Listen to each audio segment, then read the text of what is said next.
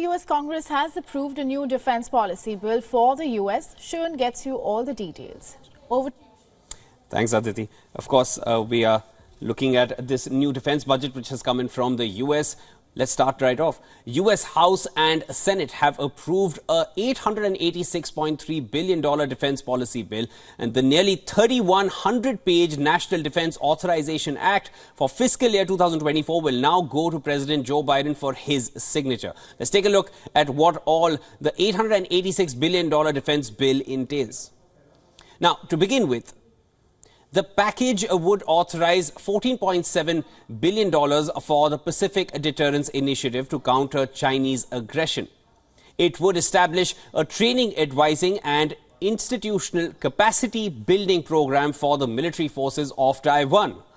It would enable the implementation of the AUKUS agreement between the US, United Kingdom and Australia, and authorize the eventual sale of nuclear-capable submarines to Australia.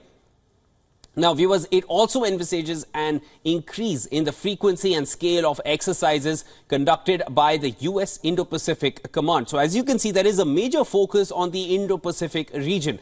How much of this will antagonize China? That will be revealed in times to come. Now, the bill includes a short-term extension of a controversial law that it permits warrantless surveillance of foreign nationals, extending authority for the program through April 19.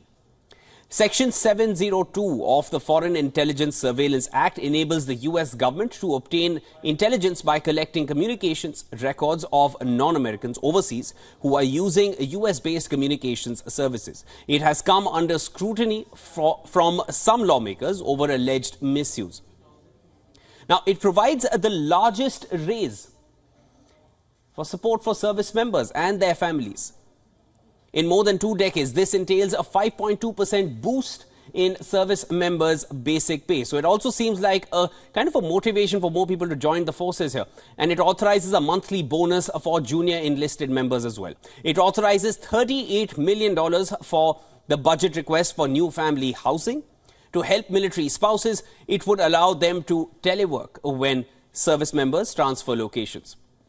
Now, it also provides $153 million over the budget request for the construction of new child care centers. Plus, it would authorize the Department of Defense to fund clinical trials using psychedelic substances and cannabis to treat post-traumatic stress and traumatic brain injuries. Now, viewers, interestingly, it also bats for ending quote-unquote wokeness in the military. And I'm going to elaborate a bit on that. The package would prohibit funding for the teaching, training or promotion of critical race theory in the military. It would prohibit the display of any unapproved flags.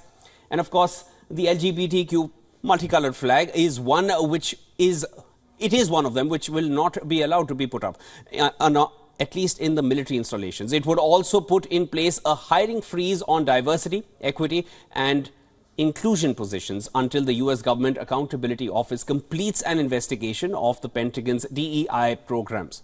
The legislation reiterates that no funds may be spent on drag shows, on drag queen story hours and other similar events.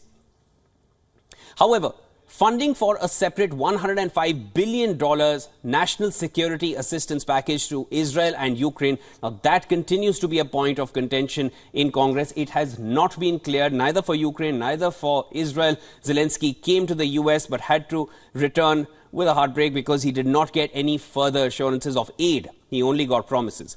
Though it does extend a military aid program to Ukraine. As of now, it allows a gradual release of $300 million for Kiev. But the joint package does not include two controversial provisions here related to abortion and transgender health care access, which were in the House Defense Policy Bill that passed this summer. So this is essentially what the new defense policy bill looks like for the US. It's $886 billion, but that $105 billion required for Israel and Ukraine, it is still very much in contention. We will be tracking it very closely.